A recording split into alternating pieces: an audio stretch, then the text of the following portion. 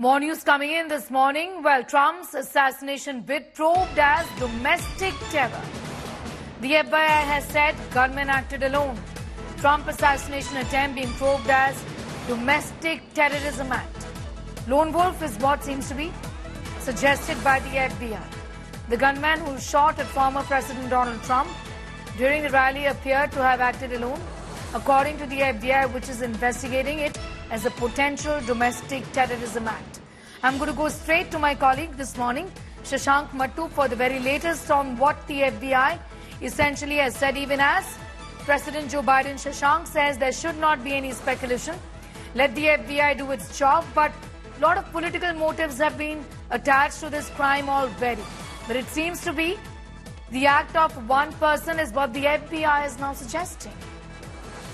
Right. So the FBI's counterterrorism, what we know is at this point in time that the FBI's counter-terror division as well as its criminal divisions are working together at this point in time to figure out the motive of Thomas Crooks, this 20-year-old shooter from Pennsylvania. That's what we know at this point in time. But yes, as President Biden mentioned, investigators at this point in time have not identified a political motive. But of course, all the investigators have, again, the FBI has acknowledged that it is very, very early on in this investigation. And you're right, lots of political motives are being ascribed, but it's a confusing picture because, as has been pointed out, he is actually, Thomas Crooks was a registered Republican voter. The Republican Party is Donald Trump's party, but he has also given small political donations to groups that lean towards the Democratic Party. His family is also are not only considered Republican voters, and so the political picture here is a little difficult.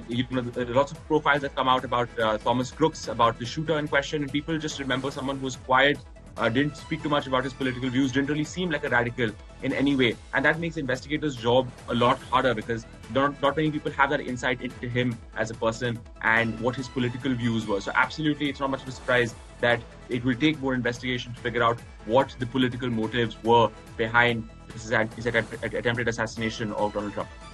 All right, Shashank, I'm going to thank you for the moment for joining us.